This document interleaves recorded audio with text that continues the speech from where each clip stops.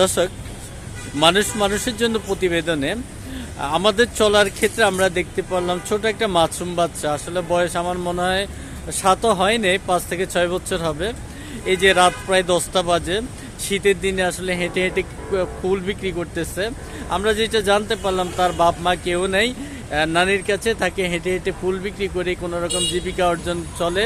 এটা দিয়ে মাদ্রাসাতে পড়ে, মাদ্রাসার খরচটাও বহন হয়, কোনো রকম জীবনটা পার করতেছে। ওর মুখ থেকে আমরা শোনার চেষ্টা করতেছি। আপনার নাম কি?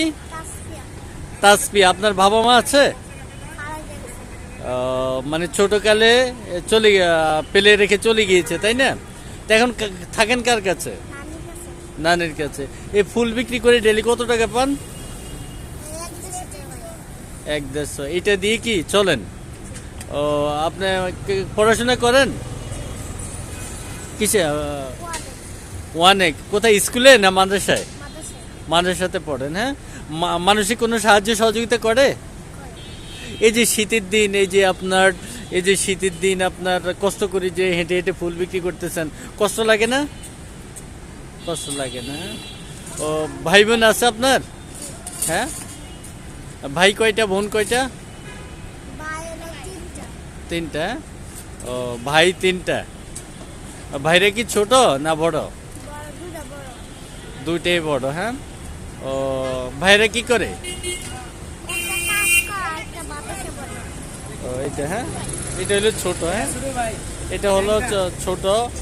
আর আর আমরা তার যে নানি আসলে তাদেরকে আশ্রয় দিয়েছে, ওই নানির সঙ্গে একটু কথা বলবো। এই যে খালা,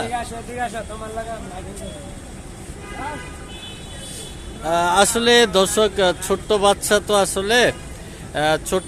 তো আসলে লজ্জায় কথা বলতে পারতেছে না, সব কথা বলে না। আপনারা দেখেন, এই যে কয়েকটা ফুল নিয়ে কোনো রকম আসলে জীবিকা অর্জন করতেছে। এই যে এই ছোট্ট আর একটা বাচ্চা, অথচ বাপ নাই মা নাই।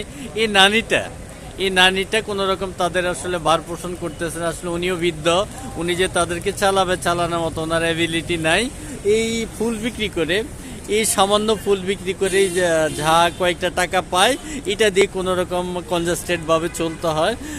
তো আসলে কি ওই, তা আপনার মানুষের কাছে কোনো সাহায্য সহযোগিতা চেয়েছিলেন? বলে আমাকে কেউ দেয় না। কেউ দেয় না, তাই না? সরকারিভাবে কোনো সহযোগিতা পেয়েছিলেন? তো দর্শক, আপনারা শুনলেন আসলে এই ছোট্ট বাচ্চাগুলোকে তার নানি আশ্রয় দিয়েছে। তার নানি আসলে চলার মতো খুব কষ্টদায়ক, বেদনাদায়ক। এখন আসলে মানুষের কাছে হাত না পেতে সামান্য ফুল বিক্রি করে কোনো রকম জীবনটাকে এগিয়ে নেওয়ার জন্য যুদ্ধ করতেছে। তো দর্শক, আমরা দেখতেছি আমাদের মাধ্যমে ওদেরকে যতটুকু সহযোগিতা করা যায়, ওদেরকে যতটুকু আশ্রয় দেওয়া যায়, ওইটার চেষ্টা করতেছি। তো মানুষের প্রতিবেদনে আমরা আসলে দুস্থ অসহায়দের কথা আপনাদের সামনে তুলে ধরার চেষ্টা করতেছি।